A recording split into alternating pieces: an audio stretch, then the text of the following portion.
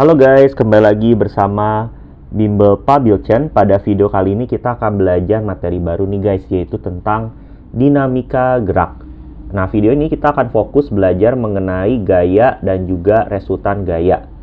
Nah, kita lihat dulu kira-kira apa yang dimaksud dengan dinamika gerak. Dinamika gerak itu mempelajari penyebab gerak suatu benda. Jadi, tentu kalian pernah dengar cerita tentang Isaac Newton yang sedang duduk di bawah pohon. Dia melihat ada apel jatuh ke bawah. Kira-kira kenapa bisa sih apel itu bergerak dengan sendirinya seperti itu?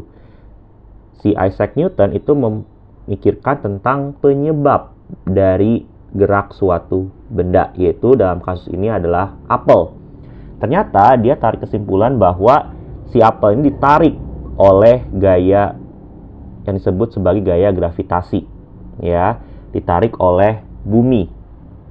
Nah, berarti kita bisa simpulkan bahwa penyebab dari gerak suatu benda itu adalah sesuatu yang disebut sebagai gaya. Nah, apa sih gaya itu?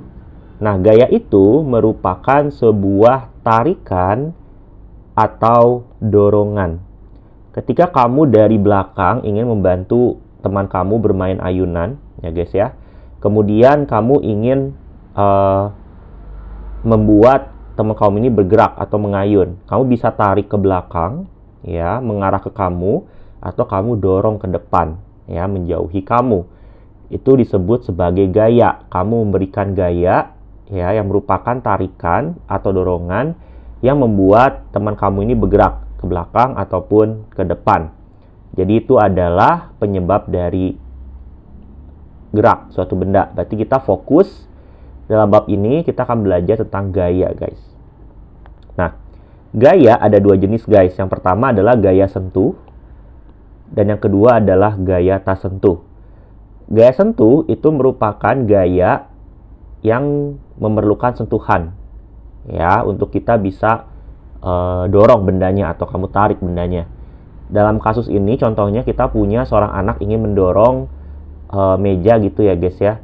Nah, tentu dia perlu menyentuhnya terlebih dahulu untuk bisa mendorong mejanya, ya, kecuali dia punya kemampuan super power gitu ya, atau sulap. Tetapi ada juga gaya yang tak memerlukan sentuhan tapi bisa membuat benda itu bergerak. Contohnya adalah magnet. Ketika magnet ini didekatkan kepada bahan-bahan logam, maka bahan-bahan ini, ya, itu bisa ditarik, terutama adalah besi ya guys ya, logam besi. Nah, di mana logam besi ini ditarik oleh magnet padahal tidak memerlukan sentuhan, tapi dia bisa menarik, membuat besi ini, paperclip ini bergerak mendekati magnetnya, tidak memerlukan sentuhan. Dan juga contoh tadi ya guys ya, tentang apel yang jatuh ternyata ditarik oleh bumi. Tidak perlu sentuhan antara apel dan juga bumi. Tidak perlu bersentuhan untuk menarik si apel. Jadi gaya magnet, gaya gravitasi itu adalah satu contoh dari gaya tak sentuh. Nah, gaya ini simbolnya adalah F, diambil dari bahasa Inggris, yaitu adalah force dengan satuan Newton atau N, di mana dia itu adalah besaran vektor guys. Yang berarti kita perlu gambar dengan panah. Karena vektor, kalau masih ingat, vektor ini memiliki besaran dan juga arah. Nah, makanya contoh tadi saya gambar dengan panah. Berarti dia dorong ke kiri. Tadi dia tarik ke kanan sama dorong ke kiri. Gitu ya guys ya. Kita perlu gambar gaya panah untuk menunjukkan ke arah mana sih gaya yang kita berikan kepada benda tersebut. Nah, ketika kita menarik atau mendorong benda, kita bisa tarik atau dorong ya. Contohnya saya kasih tarikan. Itu pertama, kita bisa tarik ke arah kanan atau kiri. Ya, ini ke arah kanan. Yang berarti kita bilang kita kasih gaya ke arah sumbu X. Tetapi kita juga bisa tarik ke atas atau kita angkat ke atas. Berarti kita aplikasikan gaya di arah sumbu Y, antara ke atas atau ke bawah. Atau juga kita bisa tarik misalnya pakai tali gitu ya, membentuk sudut terhadap sumbu X. Misalnya 30 derajat. Kita juga bisa lakukan seperti ini. Nah, berarti Nanti kalau dalam vektor ya guys ya, tentu kan udah belajar ya di bab sebelumnya, ini kita bisa pecah dalam komponen sumbu X atau Fx dan juga komponen Y, Fy yang nanti kita akan pelajari. Tapi kita bisa kategorikan gaya itu sebagai dua, di sumbu X dan di sumbu Y. Nah, karena gaya ini bisa lebih dari satu, ya, sebuah benda bisa merasakan gaya lebih dari satu, maka kita bisa menghitung yang namanya resultan gaya atau total gaya. Simbolnya adalah sigma F. Ya. Nah, sigma F ini kita bagi dua menjadi sigma Fx dan sigma Fy, di mana sigma Fx ini adalah resultan gaya yang bekerja pada sumbu X dan sigma Fy ini adalah resultan gaya yang bekerja di sumbu Y, guys. Nah, kalau kalian belajar di matematika, tentu kalian sudah paham bagaimana cara menggambar grafik, di mana kita punya dua sumbu, ya, sumbu X dan sumbu Y. Sumbu X itu yang horizontal, sumbu Y itu yang vertikal. Nah, dalam matematika biasanya kita taruh angka positif di sumbu X itu yang ke arah kanan, dan ke arah kiri itu dia negatif. Nah, sumbu Y itu ke atas positif, ke bawah negatif. Demikian juga dengan vektor. Biasanya kita kasih simbol positif untuk gaya yang ke arah kanan, negatif ke kiri. Sumbu Y atas positif, bawah negatif. Tapi ini terserah kalian, guys. Kalian mau ambil kiri positif atau bawah positif itu terserah kalian. Tetapi biasanya kita ambil kesepakatan ini sesuai dengan aturan matematika. Tapi kalau kalian mau pakai sebaliknya juga nggak masalah. Karena plus minus ini tidak menunjukkan seberapa besar gayanya, tetapi hanya menunjukkan arah. Negatif itu apa? Oh, kiri. Atau positif itu apa? Oh, kanan. Nah, kita bisa menghitung resultan gaya. Untuk gaya yang searah itu gampang, ya, karena tinggal menjumlahkan. Dengan menggunakan logika, ketika dua benda itu bergerak ke arah kanan, karena tarikan dua gaya ini, dia akan dijumlahkan, karena dia makin kuat tarikannya, karena dia bekerja searah. Nah, kita bisa menghitung sigma Fx, ya, karena dia dua-duanya bekerja di sumbu X, kanan. Karena ke kanan berarti dua-duanya positif, berarti 2 plus 5, yaitu adalah 7 Newton. Karena hasilnya positif, berarti total gayanya itu ke arah positif, yaitu adalah ke arah kanan. Lain halnya kalau semua gayanya ke kiri. Kita hitung sigma Fx, semua ke kiri berarti semua negatif. Negatif 3, negatif 6, negatif 2. Menjadi negatif 11 Newton, di mana negatif ini menunjukkan resultan gayanya ke kiri. Atau ke bawah, kita hitung bukan sigma Fx, tapi sigma Fy, karena berada di sumbu Y gayanya. Karena ke bawah kita bisa pakai negatif, berarti menjadi minus 1 minus 0,5. Menjadi minus 1,5 Newton. Negatif di sini bukan menunjukkan, oh, seberapa kuat gayanya kok negatif. Kok bisa kasih dorongan tapi negatif. Itu hanya menunjukkan arah, guys. Dimana negatif ini menunjukkan bahwa total gayanya itu ke bawah. Nah, tetapi ada juga gaya yang berlawanan arah. Berarti kan satu positif atau negatif, berarti dia semakin berkurang resultan gayanya. Logika aja kayak misalnya kamu tarik benda ini ke kanan sama ke kiri. Kayak tarik-menarik, berarti kan efeknya nanti berkurang. Berarti kita bisa hitung untuk kasus yang pertama, sigma Fx itu ada ke kanan positif, ke kiri negatif, 7 min 2 menjadi 5 Newton. Nah, dia resultannya bernilai positif, berarti dia itu bergerak ke kanan. Nah, kalau sigma Fy juga sama, ke kanan kita ada 2, 6 plus 1, ke kiri, ke bawah 3, minus 3, berarti 4 Newton. Karena dia positif, berarti resultannya ke atas. Jadi, ini cara untuk menghitung resultan gaya. Kalau gayanya searah atau berlawanan arah pada sumbu X maupun pada sumbu Y. Nah, tetapi sayangnya guys, ada juga kasus di mana gabungan, ya, tidak berada pada sumbu yang sama. Kita perlu menggunakan konsep rumus resultan vektor yang udah kita pelajarin. Nah, Contohnya ini guys, contoh yang pertama itu ada dua gaya yang di sumbu X, 5 sama 11, kemudian ada satu gaya yang berarah ke atas atau sumbu Y. Nah, bagaimana cara menghitung resultan gaya total ketiganya? Karena tiga-tiganya ini beda gitu ya. Nah, pertama-tama kita bisa gabungkan yang berada pada sumbu yang sama. Kita bisa hitung sigma fx-nya dulu. Sigma fx-nya adalah ke kanan 11, ke kiri minus 5. Berarti menjadi 6 Newton. Nah, kita nggak bisa tambahin langsung dengan 8 atau kurangin langsung dengan 8. Sama-sama positif, tapi nggak bisa digabung karena berada pada sumbu yang beda. Berarti kita pisah sigma Fy sama dengan 8 Newton aja. Karena yang di sumbu Y cuma 1, 8 Newton. Nah, kemudian kamu bisa aplikasikan konsep vektor, resultan vektor yang sudah kalian pelajari di bab sebelumnya. Jadi ke arah sini totalnya jadi 8. Ke arah sini, ke arah situ tadi 6 ya. 6 sama ke arah atas itu 8. Nah, dengan menggunakan metode segitiga, kita bisa menggambarkan segitiga ya. Kita bisa gambar sisi miringnya di sini. Nah, ini adalah resultan gayanya. Ini segitiga, ini besarnya 8 Newton karena sama aja di sini 8 8. Ini panjang ini 6. Berarti kita bisa hitung resultan gayanya menggunakan teori Pythagoras ya guys ya. Jadi untuk menghitung penggabungan antara sigma fx dan sigma fy tinggal pakai Pythagoras. Sisi miring yaitu sigma f kita sebut sama dengan akar dari sigma fx kuadrat ditambah sigma fy kuadrat. Jadi ini rumus Pythagoras ya.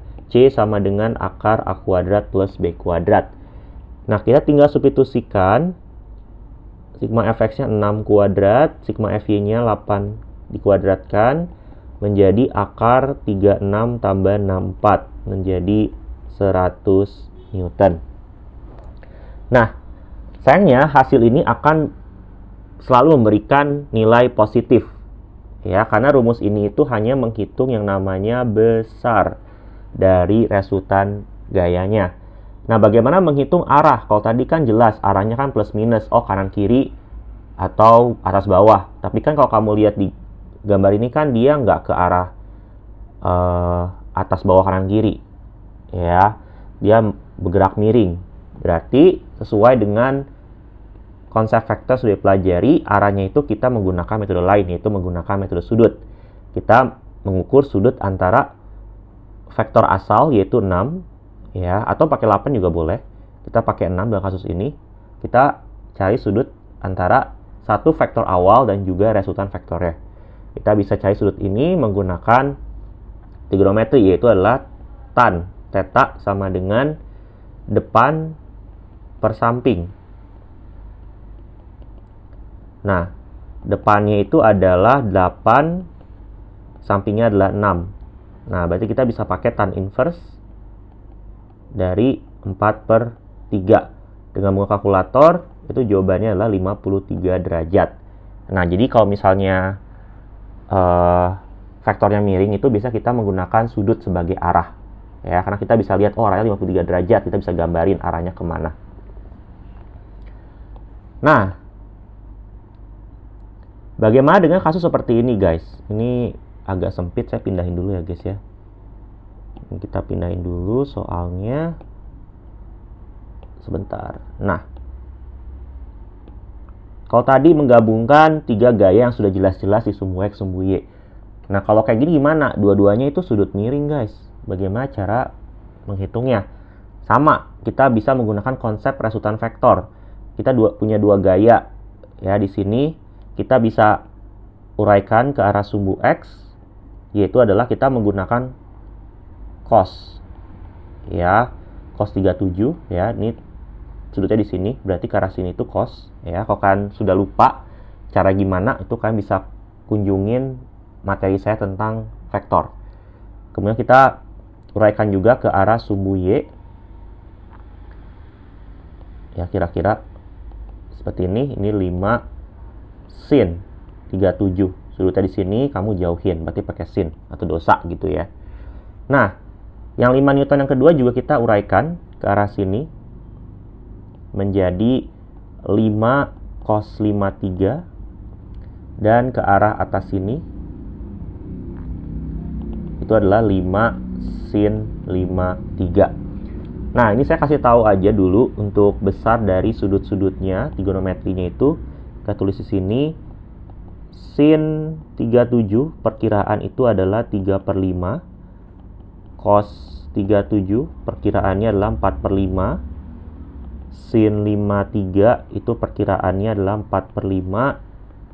Cos 53 itu perkiraannya adalah 3/5.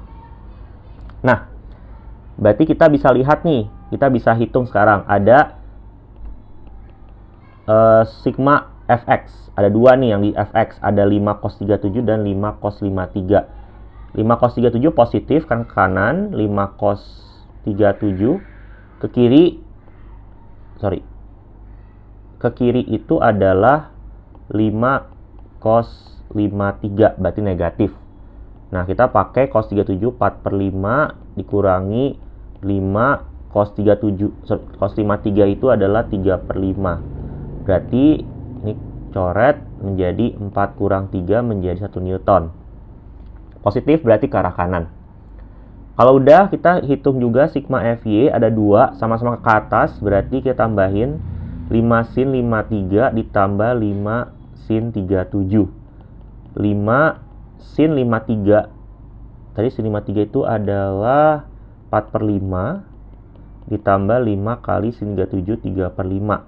Ini coret, berarti 4 tambah 3 menjadi 7 Newton. Totalnya ke atas.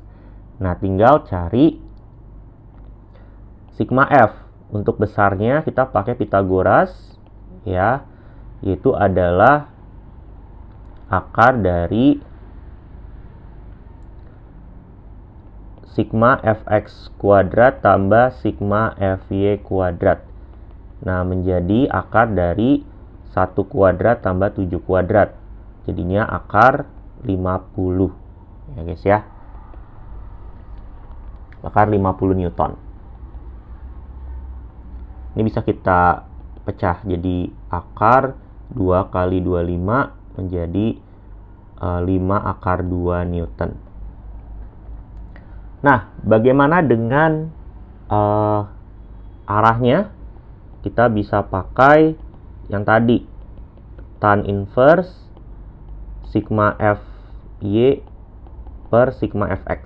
Ya, tadi kalau kamu perhatiin 8 itu si sigma Fy, 6 itu sigma Fx. Nah, tinggal kamu hitung aja guys. Berarti tan inverse sigma Fy-nya 7, sigma Fx-nya 1. Ini pakai kalkulator ya guys ya untuk menghitung berapa besar sudutnya. Tan inverse 7 itu kira-kira 81,9 derajat. Nah, ada juga yang menggunakan metode jar genjang ya guys ya untuk menjumlahkan dua gaya ini. Nah, kalau masih ingat, kalau misalnya kamu punya dua gaya ditarik seperti ini dan membentuk sudut, itu kita bisa menggunakan metode jejar genjang ya guys ya. Kita gambar paralel ya, kemudian kita tarik dari ujung ke ujung. Ini adalah resultan gayanya. Nah, untuk menghitung besar dari resultan gayanya, itu kita bisa menggunakan aturan kosinus ya, yang dimodif sedikit menjadi akar F1 kuadrat plus F2 kuadrat plus 2 F1 F2 cos theta. Jadi kita masukkan di sini ya. Jadi sigma F-nya yaitu ini, besarnya itu adalah akar dari F1-nya 6 kuadrat plus F2-nya 6 ditambah 2 kali F1 6 F2 6 cos theta-nya 60 derajat. Nah, ini menjadi, kita hitung 36 tambah 36 tambah 2 kali 36 cos 60 adalah setengah. Setengah berarti coret. Berarti sama dengan akar 36 tambah 36 tambah 36. Nah, ini kita bisa sederhanakan menjadi 36 dikali 3. Jadinya akar 36 kan 6, berarti 6 akar 3. Newton. Jadi besarnya adalah 6 akar 3 Newton. Nah, bagaimana untuk menghitung arahnya? Nah, itu menggunakan aturan sinus yang tidak akan saya bahas di video ini. Kalian tinggal buka di bab vektor yang sudah saya buat sebelumnya. Ya, jadi inilah cara untuk menghitung resultan gaya dari berbagai jenis soal.